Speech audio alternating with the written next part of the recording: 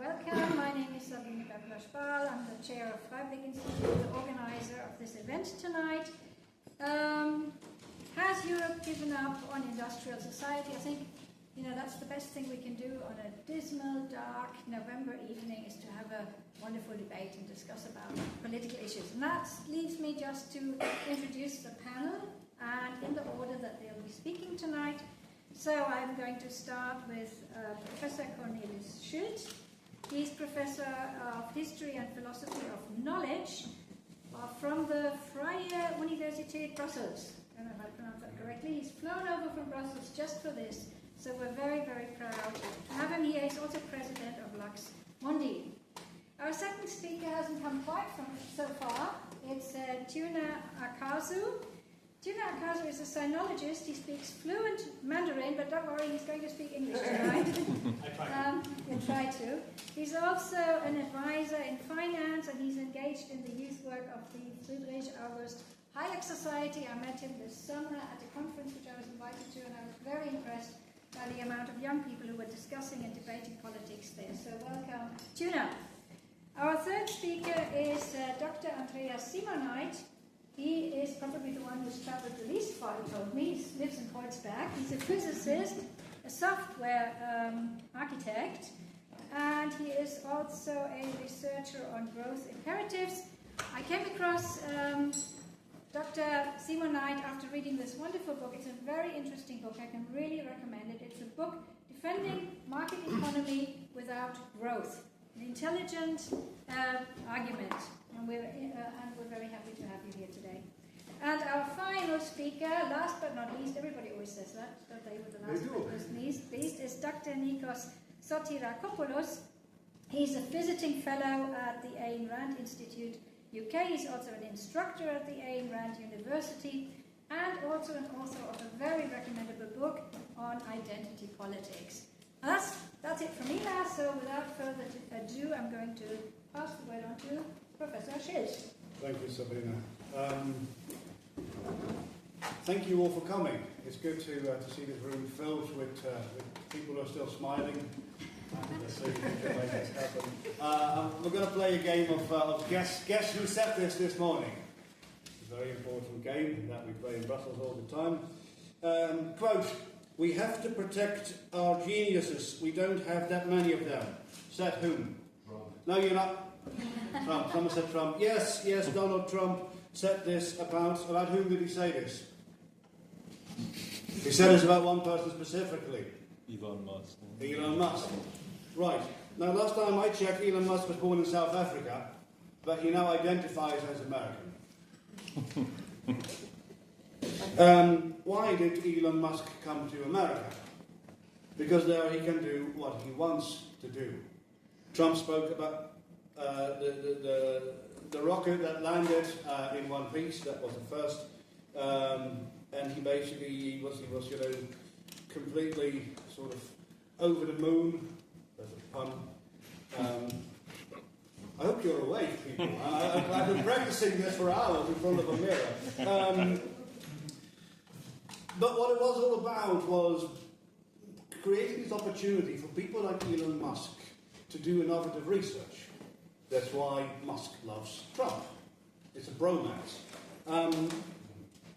Why did Musk not come to Germany, or the Netherlands, my home country, or Belgium, where I now live, or France, or any other European country, or Europe in its wider context? Well, what's the answer to this? Well, we wouldn't have allowed him to do what he wants to do, which is innovative science. Not because we are against innovative science, but because we have a shitload of laws. Yes, I curse, people, I curse, I'm a Catholic. Yeah, we can do that. Protestants can't. That's why I became a Catholic. We have a shitload of laws that we have for very good reasons, but together they suffocate innovation. So let's see, if Isaac Newton had lived today, he would not have been able to do anything of the research that he did. The same with all the great names that you can think of in the 17th, 18th, 19th, 20th century. We have laws, we have tax laws, we have labour laws, we have environmental laws, we have the so-called precautionary principle, which basically means if anything can go wrong, you can't do it. This is according to Bill Durodier of MCC Brussels, where risk is being conflated with damage.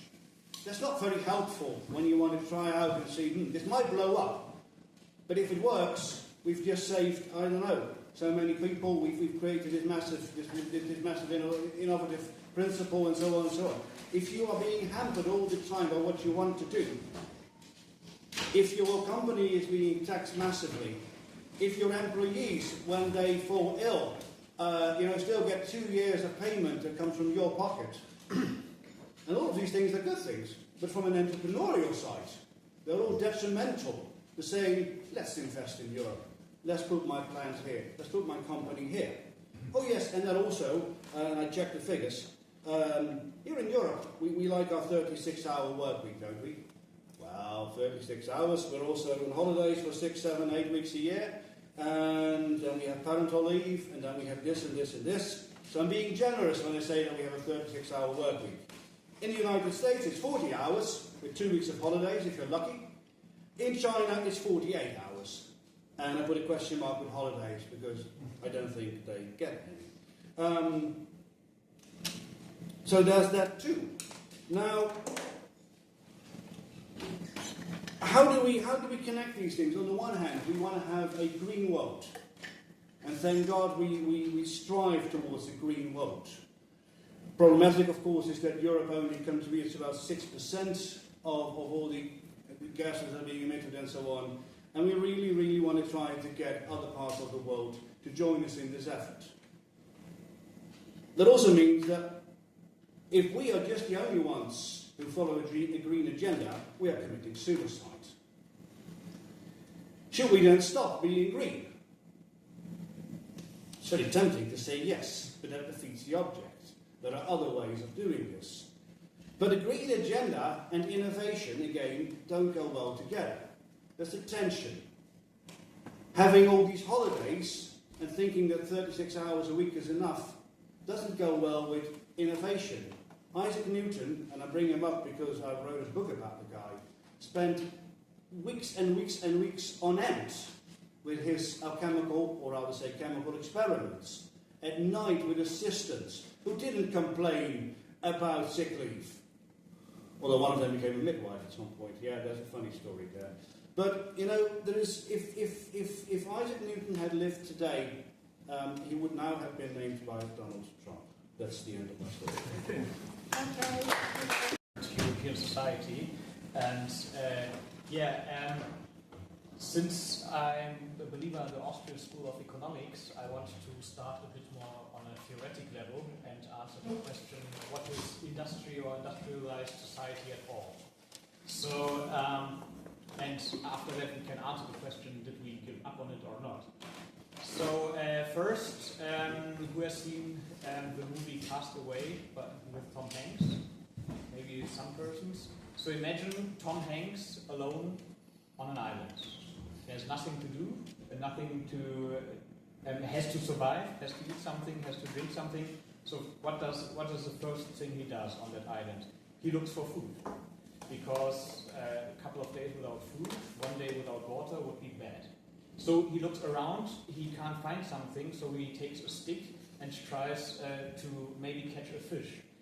And then, after a very long time, he catches the fish, and on the second day, he gets better and better, on the third day even better, and on the fourth day better, and he can save up more fish. So on the second day, maybe 2 fish, on the third day, 3 fish. And then he can start to saving up fish for the next day to save up time, and therefore to take that time to optimize his rod to fish better and more efficiently. And after he has discovered the rod, he maybe can try to develop a fishing net. And then he tries to make a fishing net out of the resources he finds at that island. And it goes forth and forth. Then he discovers if he builds a boat, which maybe take 1 month of savings. You have to take 1 month of saving fish to build that boat, but then he can go out and produce much more fish. And if he produces more, he maybe just needs to invest 2 or 3 days to have the food for a whole month. So what is it economically called what he does? He produces products not for immediate consumption, but for production. So when he goes out in the wild to fish with his bare hands, it's very hard for him to produce this fish. And that's immediate consumption. But the more he invests his time and his industriousness into more and more sophisticated other products, which are used to produce other products, the more industrialized his ways of production get. And what our industrialized society is made of nowadays, what makes it so complex is that we have highly sophisticated, highly specialized capital structures for very long supply chains, which make it very hard to track anything, and which makes it impossible for any single person to have all the knowledge in the world and to produce anything he lives with. I mean, Milton Friedman has the very important, I think in English it's called parable. I don't know, sorry for my bad English. It's a Greek one. It's a Greek one. I mean, take a simple pen. I mean, we use pens daily every time, but no single person in this room can make a pen, because the supply chain of all the distinct products and services we need to produce one pen is so complicated and such a long structure. And maybe we don't know where the cheapest resources are to get them.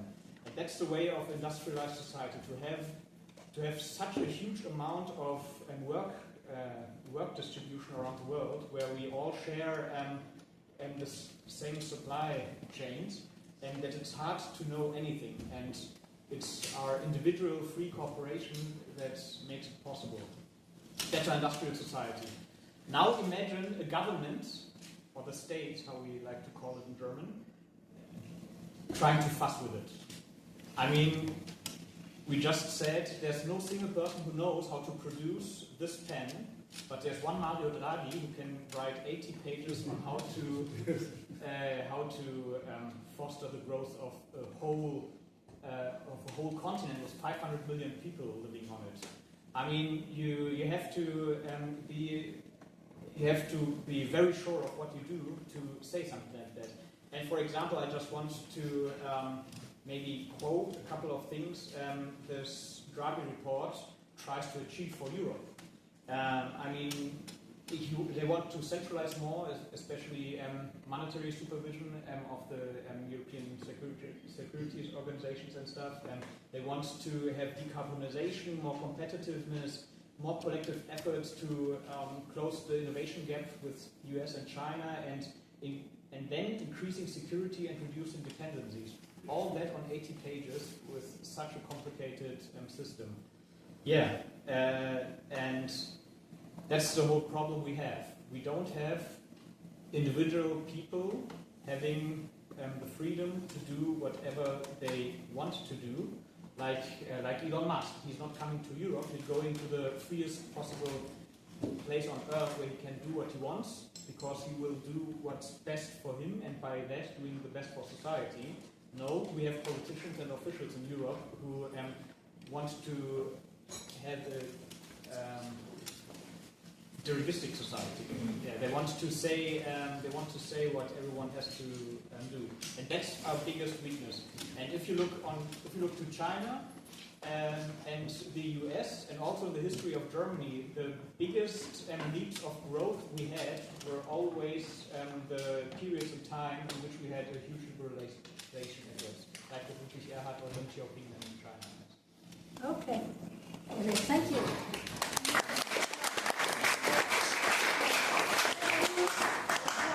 Okay, Andreas, quickly. So, hello everybody.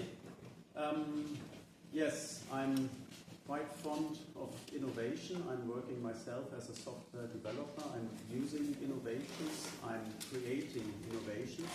And I also use and value very much of the industrial society, but I'm very much concerned about the tight connection we have between innovation and industrial society on the one hand side, and environmental degradation and resource consumption on the other hand side.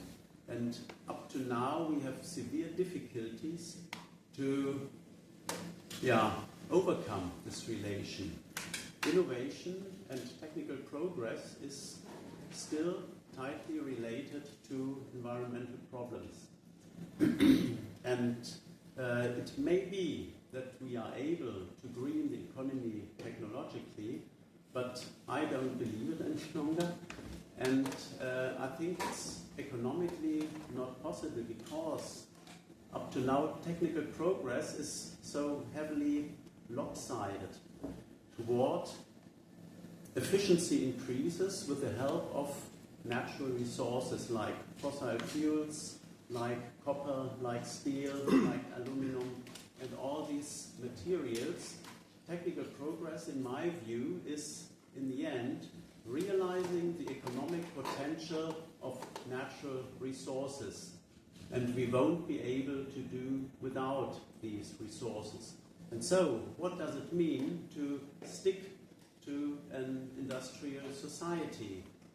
We have this tension between environmental degradation. We are not able to increase recycling rates sufficiently fast, sufficiently high. We give up environmental goals for the sake of more growth. And what can we do to overcome this conflict, to solve this conflict? I'm pretty sure that not all of you share my skepticism towards technology. And is there a solution that we maybe do not even argue about this, whether it is possible to green the economy to keep to an industrial society or whether it is not possible? And I think there is a way. We all know there are strong incentives and strong trials to green the economy. It's an official European goal to green the economy, to decouple economic growth from resource consumption and environmental degradation. But in effect, it is not really taking place. And what I and my co-author Oliver Richter suggest in our book is to decouple these two institutionally. We need designed markets, like the one, for example, for CO2 we have today. We need artificial designed markets for resource consumptions. We need a license system for using up nature to decouple technological progress on the one hand side and the use of the environment securely. And within this, it's basically an ordoliberal idea. We set a frame, we set an environmental frame because ecological sustainability is not a goal among other goals. We cannot weigh it against industrial society. Ecological sustainability in the long run is necessary. It's a physical necessity. And we have to secure this necessity by setting a frame of what we can use up of resources. We need those markets that make sure that not more nature is used up than we regard as possible. And then within this framework, we can see whether innovations are able to overcome those material restrictions. I'm not very optimistic regarding this, as I said, but with such a framework, my skepticism or everyone else's optimism would not play a role. We have a secure framework. Within this, innovations could be directed into a direction that is more environmentally friendly than it is today. That's my basic proposal. Okay, very good. Thank you very much. I think at the end of the day, this conflict, this clash between, on the one side, economic growth or industrial society, and on the other side, the growth or development without growth or sustainable development or net zero or however it calls itself these days. this conflict is not fundamentally an economic conflict. It goes deeper. It is a conflict about meaning. It is a conflict about how you view human beings. I would say it's an existential conflict, literally. I would even say it's a spiritual conflict, because it comes to the essence of how do we want to live, what type of beings are we. And on this debate, I am on the side of economic growth. I am on the side of industrial society. Because I think that the industrial society is literally the biggest achievement of humanity till today. For a very simple reason. It's the first society in history that recognizes the important link between the human mind, freedom, and human flourishing. It cracks the code of how human beings can live a flourishing life. Let them free to use their mind and to create stuff, to solve problems. And this is why the industrial society is the society that has liberated the creative potential of billions of people. It's the society that has unleashed the human mind, and a free human mind is creating wonders. I could start throwing numbers to you. I don't want to bore you. I could tell you, for example, that every single day, the amount of people that could fill 2 Olympic stadiums of Berlin are escaping extreme poverty. But this is too abstract, right? It's not going to do something to you. So let's try and think, how has the industrial society, how has economic growth affected your life in specific terms? So think, for example, how much time has economic growth liberated in your life? How much it has shrunk the area of drudgery, of the boring, monotonous, difficult things that you do. And now you have more time to pursue the beautiful things in life. Art, romantic love, sports, whatever. Whatever is important for you. That's why I said that economic growth is not just numbers and stuff. It's something literally spiritual. It has to do with you nourishing your spirit. Or think how economic growth means that every single achievement of the human mind throughout the centuries can reach your doorstep in an Amazon parcel. Or it can reach your pocket in your phone. Every single phone and symphony that has ever been written. For me, that's very important. And that's more than just stuff. Or think how an industrial society has taken science from the lab of the scientist, in which it hasn't got much effect in your life. It's the scientist over there, who cares what he's doing? But now, through technology, and through these horrible people, the entrepreneurs and the greedy capitalists, the achievements of science are reaching your life. It could be a medicine that will save your life. It could be something that will add time to your life, something that will make your life better. Or think at the end of the day how economic progress makes your mind and your work more valuable to more people. These individuals that we like to dunk on, Bill Gates, Elon Musk, Zuckerberg, in a way, they have allowed each one of you to become a world player. You have this hot take or this idea, you put it on a platform, billions of people might see it. That's something important. You can now, literally, your voice can be heard. So this is what the industrial society does for us. This is what economic growth is about. Now, what about the other side? What about the side of degrowth? First of all, let's figure it out. What does degrowth mean? It means we create less stuff.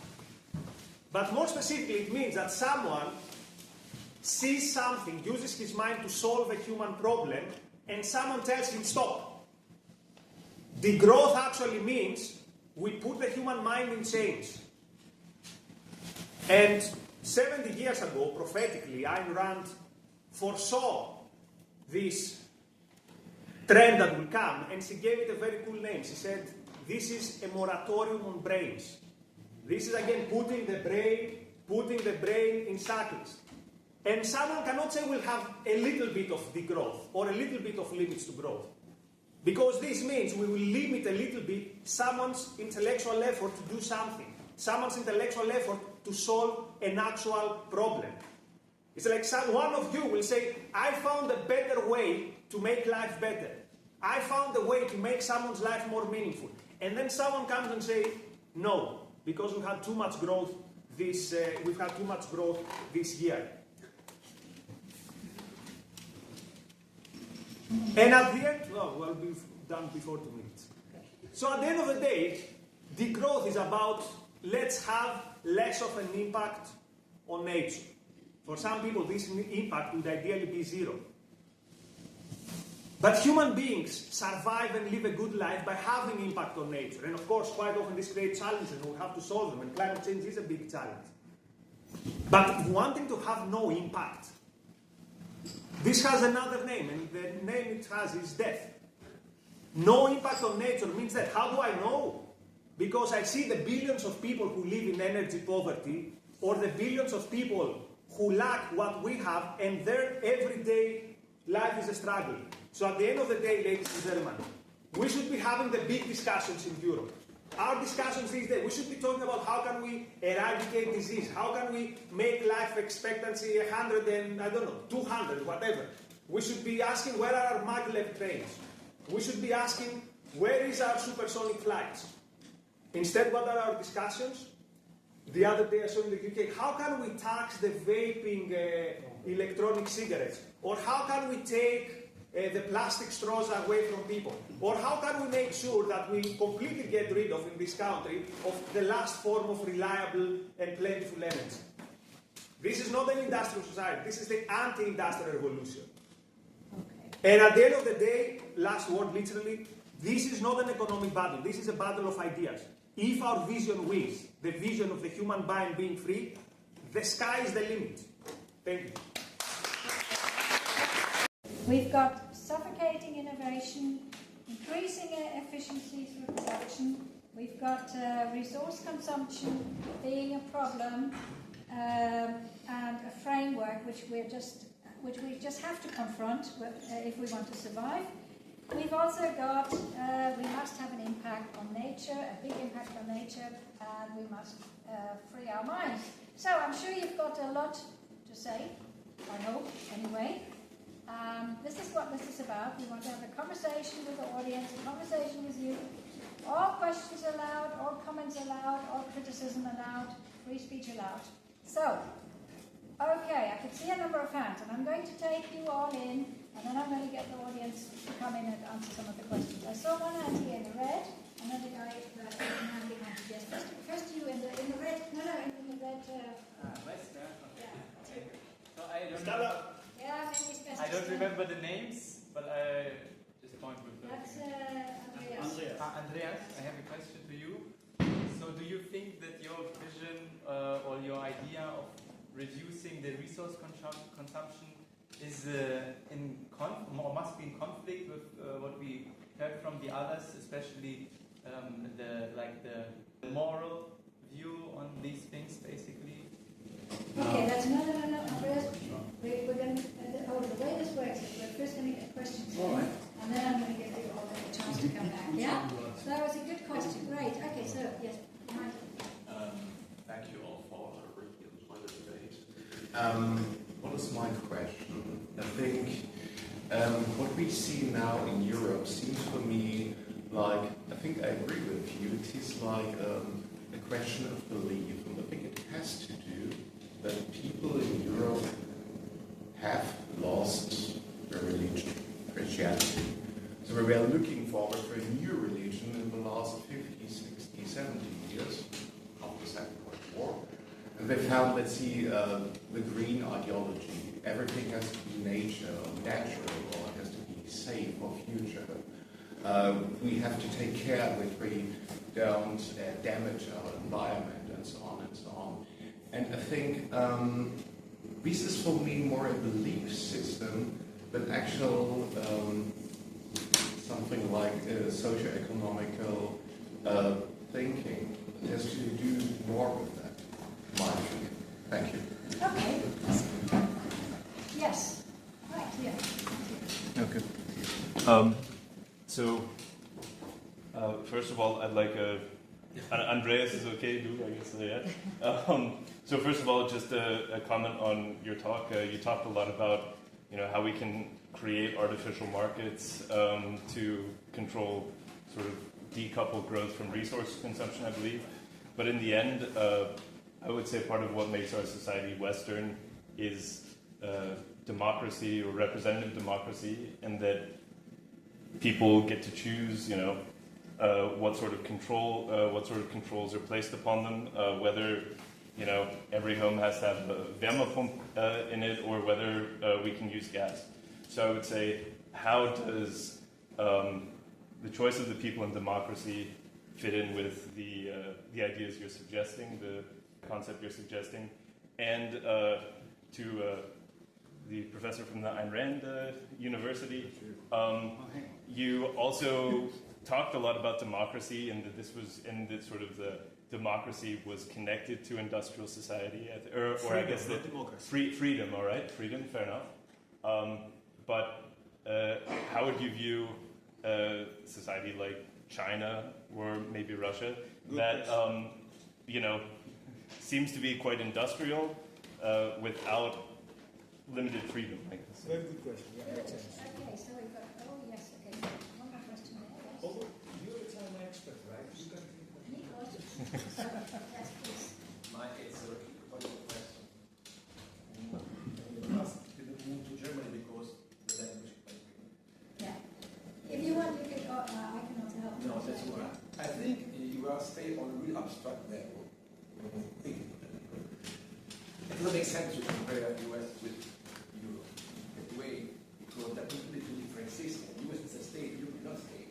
Europe is always regulatory on the structure, without common debt, without common welfare state, without common fiscal policy, without common financial market. How could it be possible to give away an animal spirit, if I understood your direction, without really a top-down credibility, saying, okay, just move sources to innovation, to more innovation, bringing cost, social cost, I mean,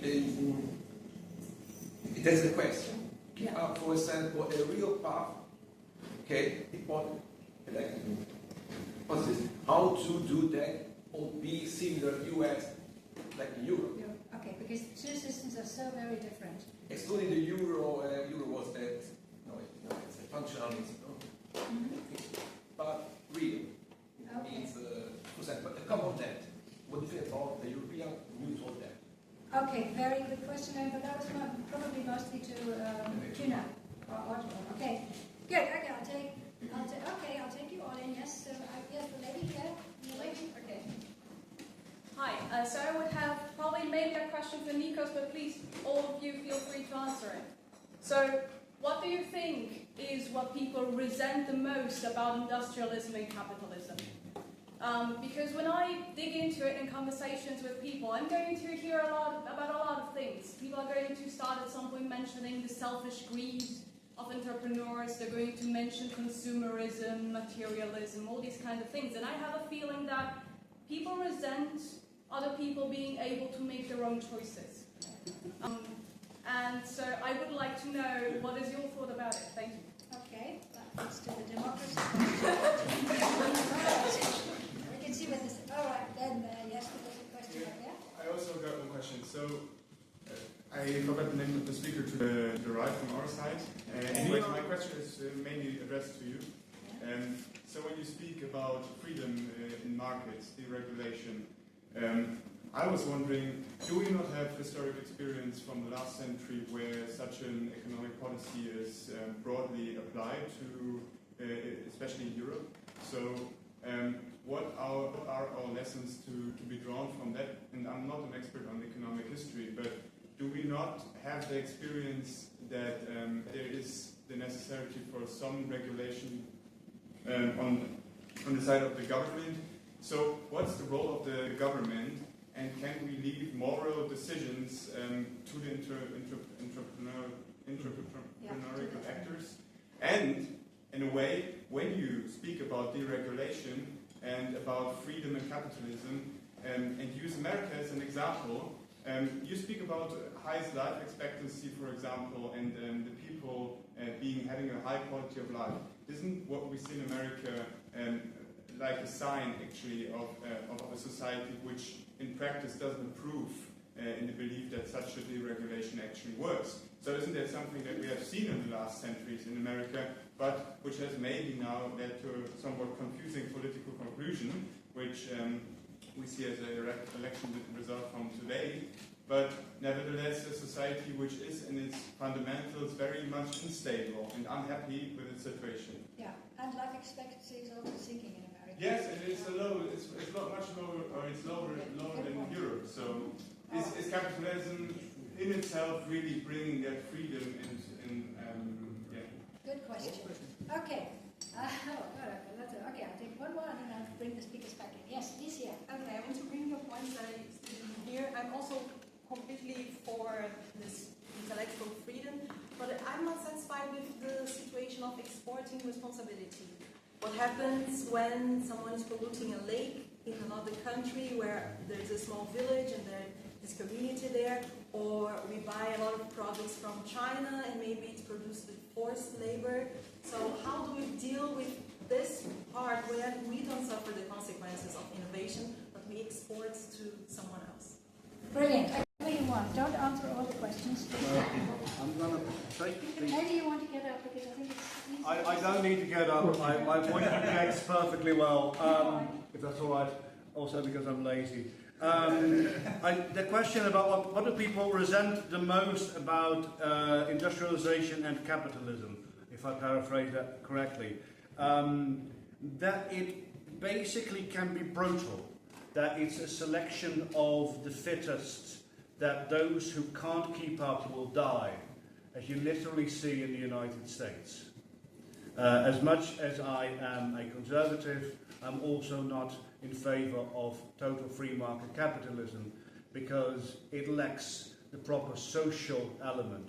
If we look at it from a historical point of view, capitalism comes from Puritanism, which is one of the most extreme forms of Christian religion, where you either go to hell or heaven.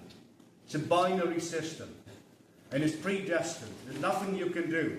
This is the foundation of America. And so, it doesn't matter. You're predestined for luck, or predestined for, well, homelessness and die and fentanyl and the whole shebang.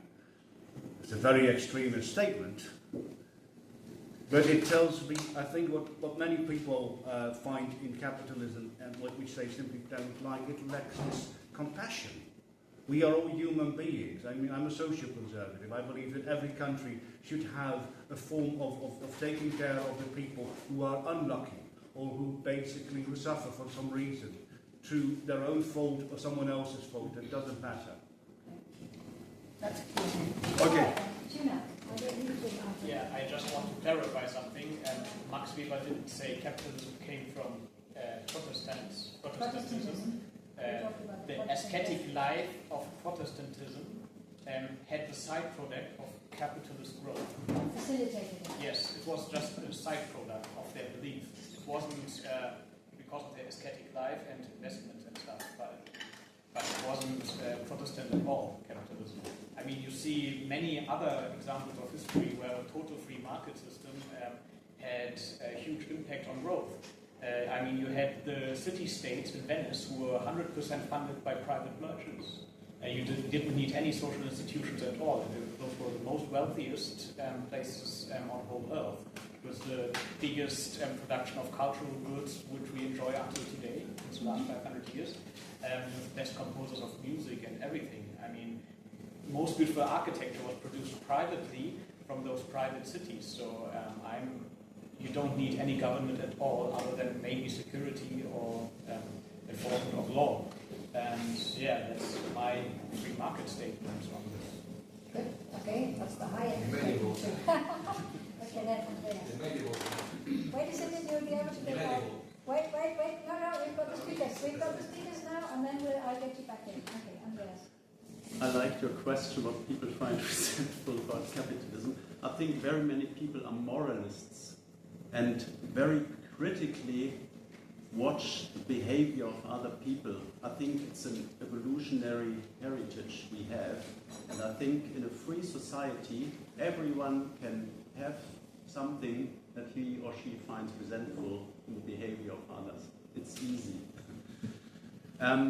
I just wanted to add something about the relation between the limits I have proposed to using resources and environmental degradation.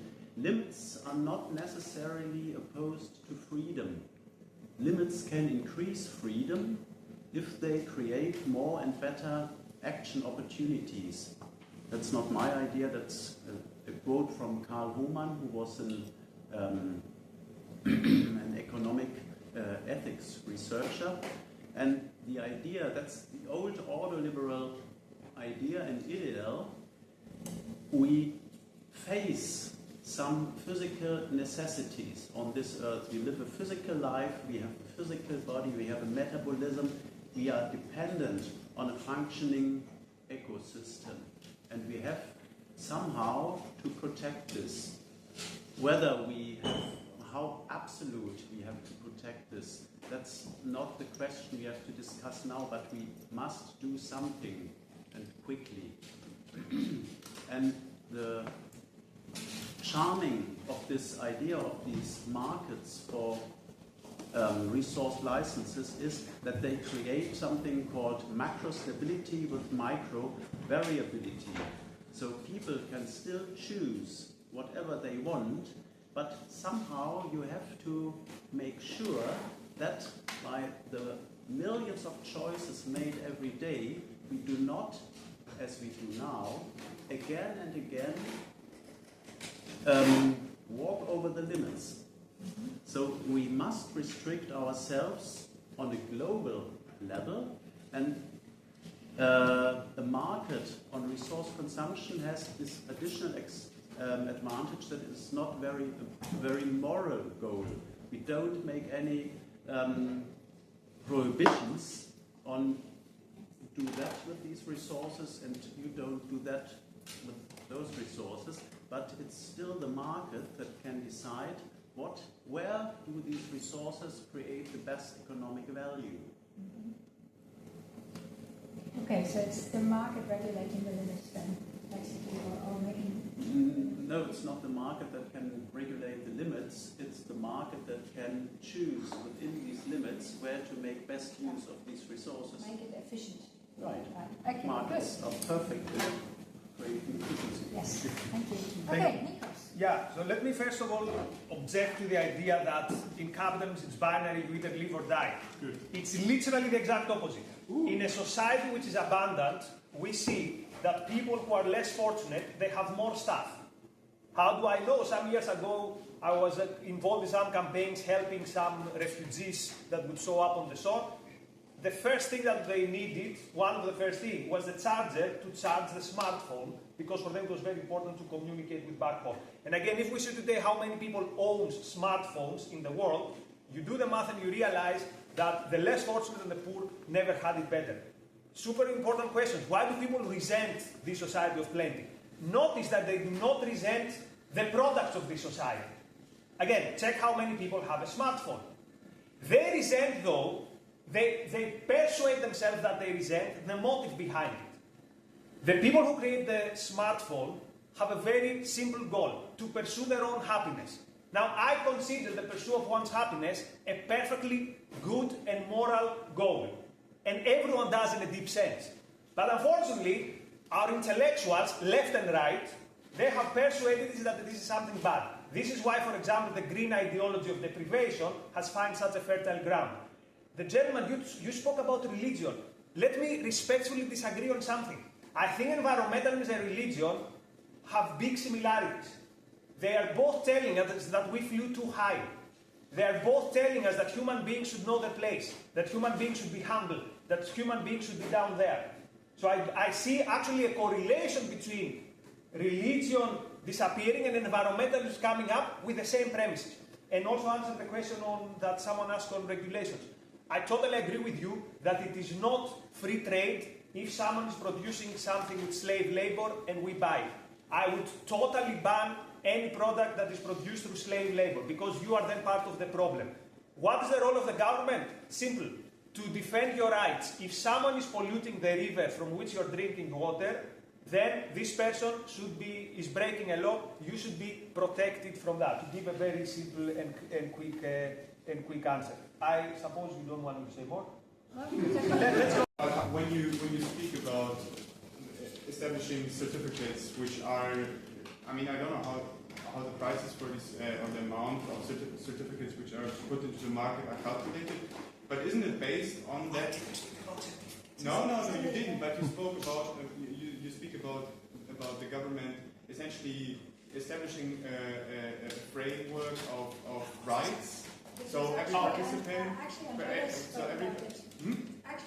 mentioned it. So Yes, but I want to hear your opinion on that, because when you speak about rights, isn't the idea of certificates based on that idea that you try to preserve the rights of essentially future generations through such a system? So how can you allow people to just waste resources which they don't own in a way? Yeah. So I think there should be the question of ownership of nature in capitalist culture. I'll address it. Thank you. So I think I'm going to look at that as a question addressed to both speakers, actually. Okay, then yes, I've got a question there. Yeah? Yeah, thank you. So you said that capitalism is either survive or die. But don't you forget that we are not living individual lives separated by other people? So isn't it that you forget that we help each other? That people that are strong help on their own motive the other people, because they see that they suffer and they feel their suffering and they help them. Yeah. And I think this is happening in capitalism. Yeah. And also like in the United States, which we often refer to like the pure capitalist country, that there are many help projects which are funded by very wealthy people. So I think we should not forget this point. So we are social beings, you're saying, as humans, yeah. So, and I mean, for me, it's also like maybe even a sad image of the human being that you would suspect that they don't help each other. So that you need a state. You need the state so that people don't die from being weak. So it's the image that you have in mind of human mankind, that you need necessarily the state to support them, which I would question. Yeah. You'd say it's a little bit anti-humanist. Yeah. Okay, great. Any more questions? Yes, can I see more hands? Are you hello. I'm going to try to make a couple of points. I'm sorry if you're incoherent. I didn't think it through properly. I share your skepticism, Andreas, about technology being able to help us anyway, because physically, producing goods which are ordered means creating entropy, decreasing entropy in our human system by exporting it to the outside of our system, basically, so to nature. So any sort of product that you make basically means polluting. It's just a question of whether you pollute within limits or not, whether the environment can sort of digest that. But regarding the markets that you propose for resources, just to make one point, oil, for example, is a fundamental resource of our economy. It is, I think, used in 80% of transportation worldwide. So it's fundamental to making this. It's absolutely fundamental. It's globalization in a nutshell. It's just oil. So we see the oil prices, they sometimes skyrocket, sometimes go back down, and we wonder whether it is any predictor to the quantity that's left. And my answer is probably not, because it's so fundamental that it has no elasticity to price. You need it anyway, so people are going to buy it. People who have the money and the necessity to buy it, to produce, are going to continue to buy it, and then other people who will no longer have the means to afford a certain price are just going to step out of the market. You're going to have demand destruction, and then the price is going to go down thanks to that. but actually the remaining quantity of oil is declining. Actually, the peak oil was 2018, quite probably. Peak oil in Europe was 2007, and it's probably connected to 2008, the financial crisis. What we think was a financial crisis was actually probably not a financial crisis, it was just peak oil in Europe, at any rate. And then, not to make any moral judgments, because I think morals has nothing to do with economics, but this idea that freedom is connected to capitalism in any way is very strange to me. If you understand freedom in the sense that what you can do in your everyday life to sort of make money or anything like that, sure, it is freedom, but it's like playing a game on nature, really, because we're using up everything that we don't have to pay for. We didn't have to pay for the creation of oil. We don't have to pay for the creation of gas. We don't have to pay for the creation of anything. You just take it, you transform it, you sell it. That's it. It's very expensive. It's similar to the point of our friend there. That's a good question. So just to bring this to an end real quickly, my question for you would be, how do you actually restore capitalism to its main goal, which is to organize production efficiently? Because nowadays, creating markets or doing anything just means giving the financiers more opportunities to make money. Placing capital in what? In property in London, or in Paris, or in Switzerland, or whatever. Anything that brings an easy sort of revenue and dividends. We don't see the innovation. Outside America, we don't see the innovation. So, how do you restore that if you can? Makes sense, thank you. Okay, excellent question. Any more points? Yes, I've got. Yes, I think you first, and then I'll get the gentleman as well. Yeah, so I'm still not completely satisfied with the answer to your question. I guess the general idea that I understood is that,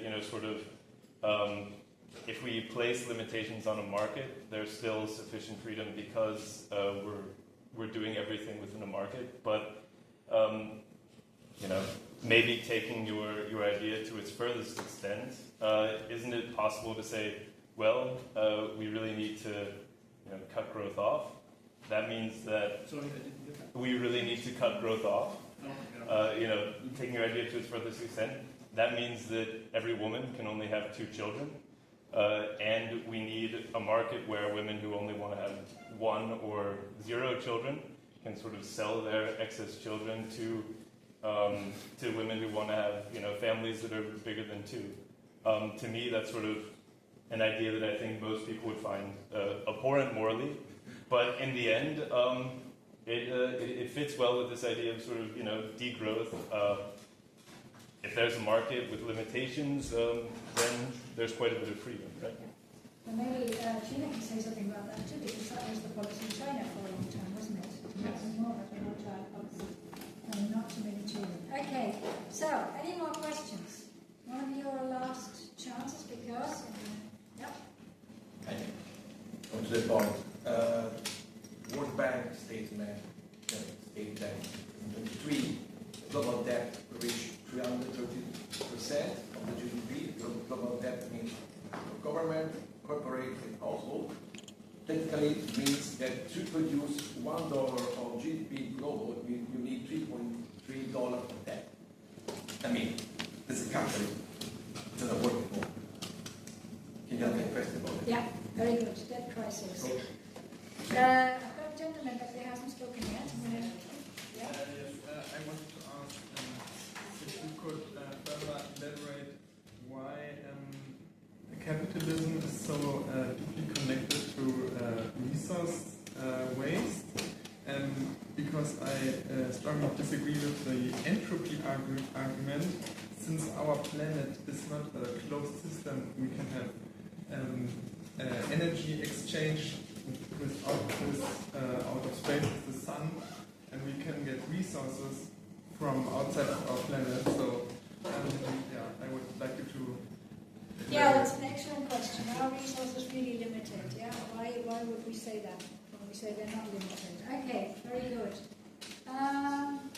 I've got the 2 ladies, Alicia and then the lady in the middle again. Okay, I want to ask about subsidies. If a subsidized, I don't know the English word for that, economy can be creative and efficient with resources, Because if I'm in an industry and I fail, then the dollars start pouring from the government, so I can keep on the business. So is it possible to be efficient and creative with stabilities? Good. All right. It's your turn again. Yeah, I would just have a quick rebuttal to Cornelius. What was it? Cornelius. So sorry if I misrepresent you, then please clarify. But if I got your point correctly, you sounded like you were proposing something like biological predeterminism or some sort of predeterminism, as if our destiny is predetermined by circumstances that you cannot change and you cannot avoid it. And so that produces the weaker links in our society or whatever. And so my question to that would be, and you use it as an argument against why you're not for free market capitalism, because otherwise these people would fall through the cracks. And so, like, my first question would be, why? So I did not create these people. I do not create nature. I did not create their circumstances, their heritage. I am not at fault that they were maybe born in a poor family, maybe in a poor country. So why would it be my moral duty to fix a problem that I did not create? Okay. To answer only one question, 3 sentences, because you're going to get the last word at the end. I'm going to bring you in now, I'm going to bring the audience in once more, and then you'll get the chance to sum up at the end. But we have to finish at 8:15, yeah? So, who do I begin with? Shall I start with you, Andreas? You want to pick up? All right. Okay. Yeah, about the relation between economic growth or innovations and resource consumption. Of course, this relation is not, you cannot prove it theoretically. It is thinkable to do it another way, but the practice is different, and it's different since decade, despite very strong incentives and people tried very hard to decouple economic growth from resource consumption and environmental degradation, and somehow they did not succeed. And that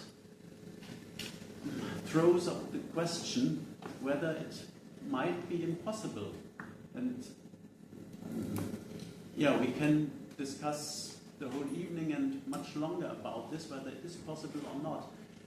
We must do something now, and whether first we have to protect our planet. We cannot hope that we get help from outer space or resources from outer space, so we must act now, we must act here, and we must do some limits, or must create some limits. And how can we do so in a way that leaves as much freedom as possible? Okay, good.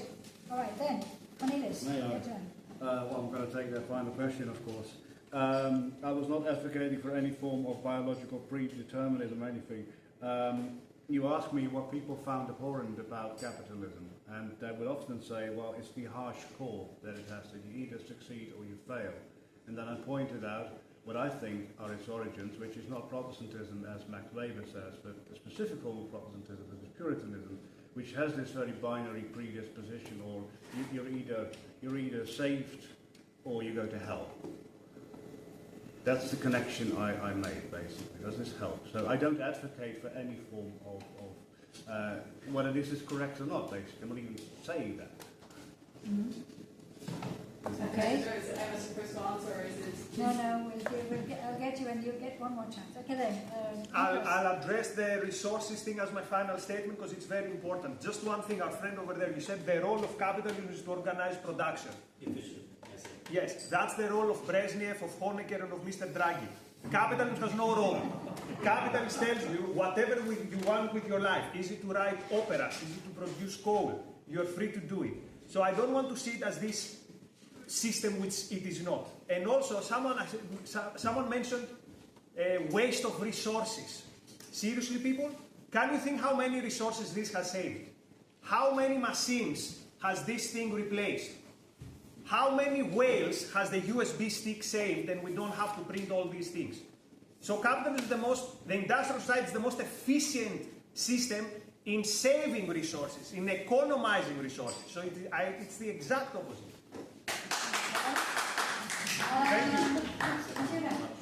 Yeah, it's far too many questions to answer, so I'll take the one-child policy as an example to make my statement.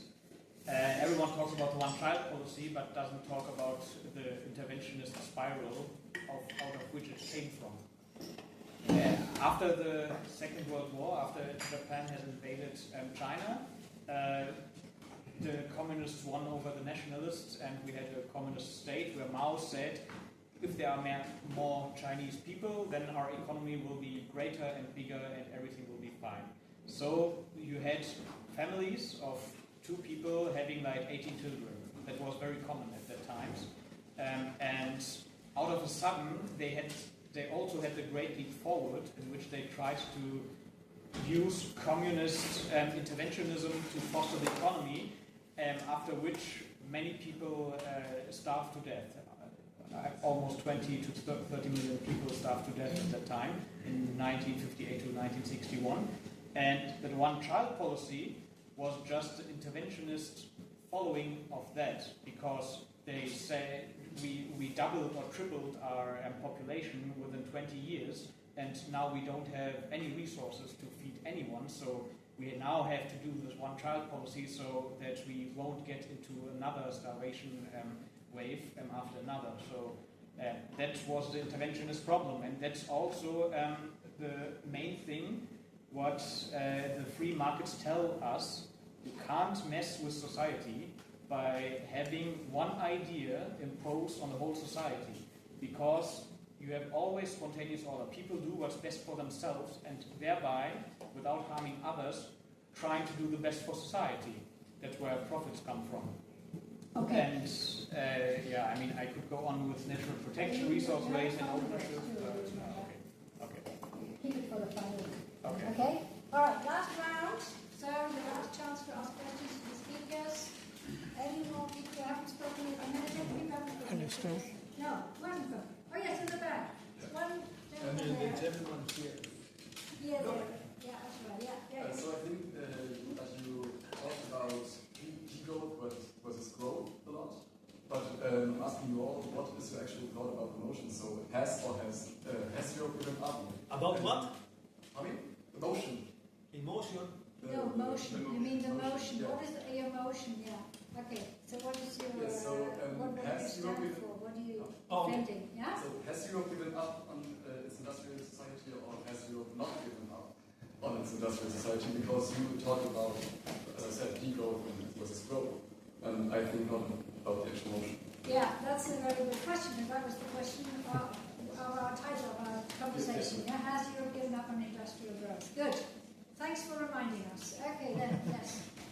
Well, I think this discussion was meant to be in the context of civilization, wasn't it? And the idea of where growth fits into civilization. It does seem to me, if you think about civilization, then the one sort of constant factor has been that the human has been quite at the centre of it. The human was glorified in ancient Athens, was glorified during the Renaissance and through the Enlightenment. So the human figure moved to the centre of the world. And it seems to me that the things like growth revolved around a kind of celebration of the human figure.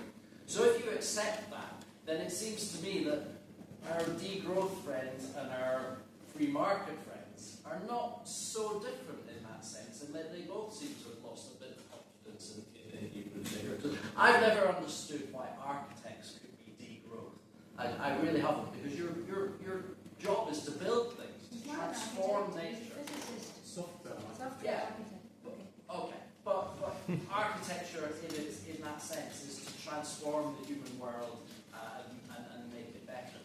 Capitalism, I thought, in its initial form, was also meant to transform the world for the better for the human. But in you talked about the developers or capitalists kind of creating new products and it all becoming very complex. But it seems to me that capitalists largely have given up creating new products. I mean, that's why Elon Musk stands out, actually. And I've got a lot of sympathy with the guy over here who was saying, it's capitalists that need to rediscover their appetite for growth in so many ways, not just degrowthers who obviously don't like it. So are you two, you're kind of both agreeing, really, that we cannot really grow our way out because capitalists often rather put their money in the bank rather than go through the hard processes of innovating and taking risks and experimenting, which is quite a long-term thing because you've got to work very hard to realise something at the end of it. And most firms, as far as I can see,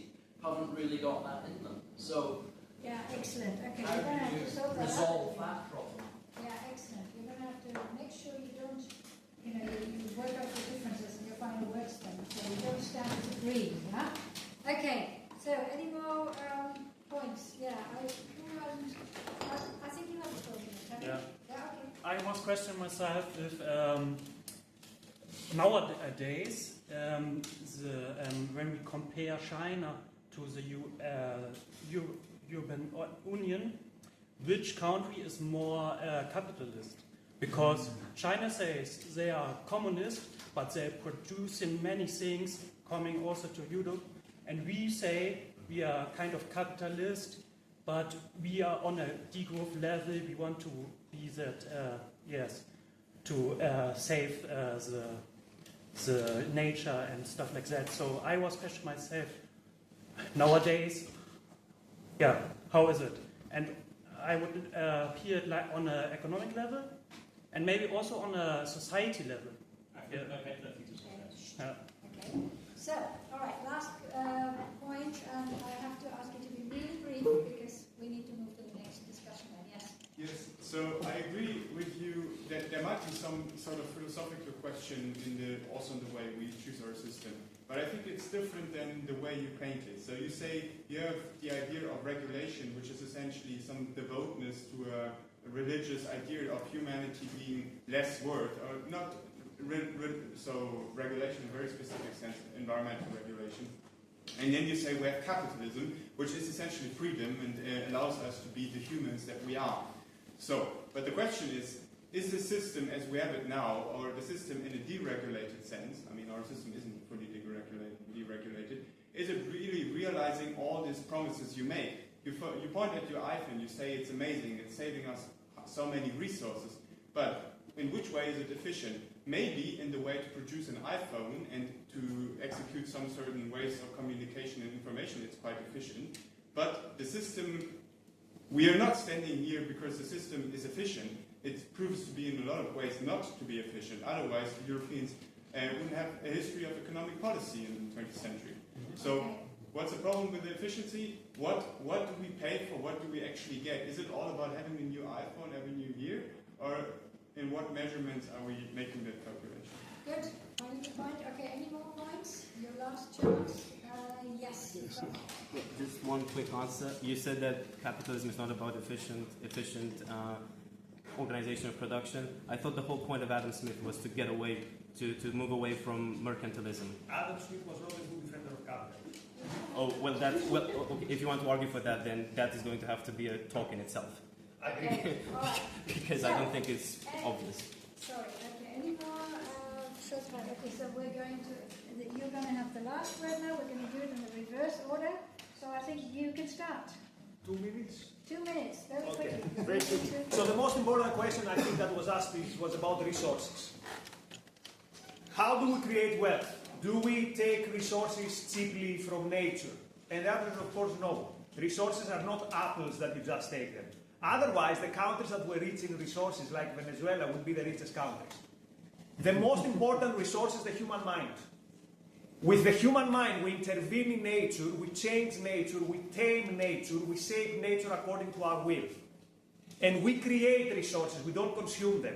This is why today, with a population of 8 billion people, we have more oil than they did in 1945 with a population of 2 billion people. We are the ultimate resource. Don't laugh, that's true, Google it. The human mind is the ultimate resource. Now, something else. You said we steal from future generations. I'm very, very glad that people in the 19th century did not care about me. I'm very glad, and they built factories, and then they built airplanes. And here I am in an industrial society, and I can enjoy these things. I do not have a right to the people of the past. And today we don't have, I'm not breaking anyone's rights by creating the iPhone. And one last thing. Someone asked, is the iPhone efficient? Efficient to whom? It's very efficient to me. I can listen to podcasts, I can communicate with people, I can do my work. It's simple as that. It's efficient because it adds value to my life. And that's the whole point of progress, of development, of economic growth. That human beings create things and they make our life better. And I wish we created more stuff based on what Alistair said. Skyscrapers, maglev trains, space cars, flying cars, whatever it is, give it to me. Thank you.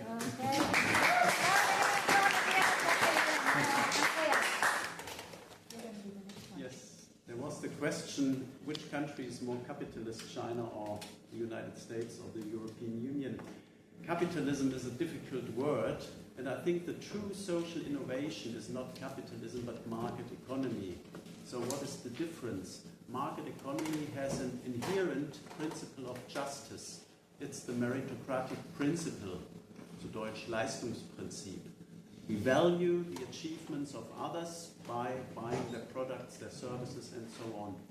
And a true market economy is an economy that values the meritocratic principle, and capitalism is a system that does not.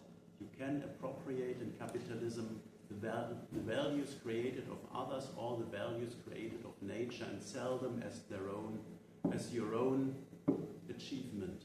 That's the difference. So I'm a fan of market economy, I'm not a fan of capitalism.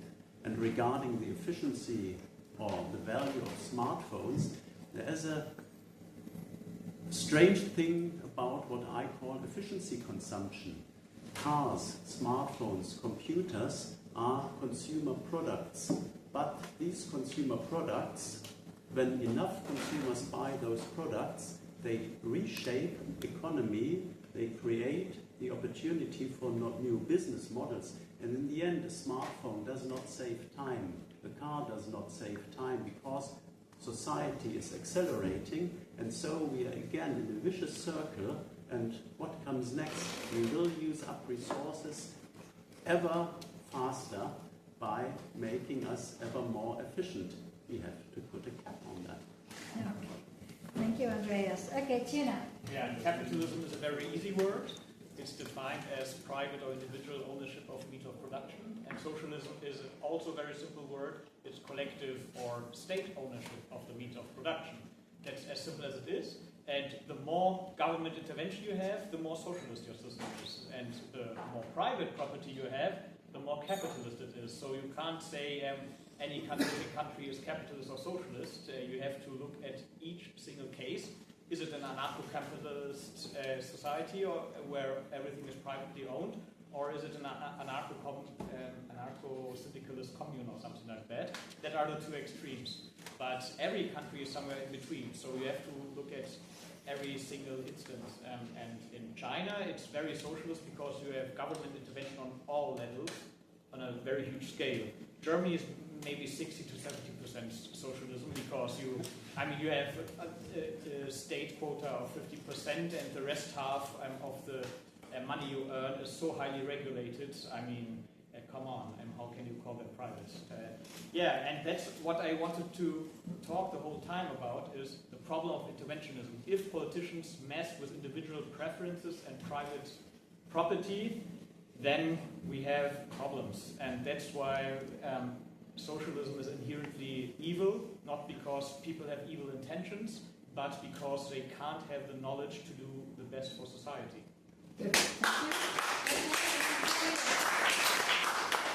I'd like to take the has Europe given up on innovation, the thesis, if you like, of this event, and I would say no, because when you look at the number of clever people doing PhDs and postdocs at European educational institutions, there's plenty of potential. So we invest in innovation, and then they all go to the United States. So clearly we're doing something wrong. Can I also turn this into my free sentence at the end? Yeah, Ready? this is your free sentence. This is my free sentence. So, this was my free... Yes, this is the final, yeah. How did you do this in free sentences? Cornelis. So, has Europe given up on innovation? No, but its green agenda suffocates innovative potential, the exact potential we need to meet that green agenda. That will be my statement. So I All right. Okay, well, thank you very much. Let's give our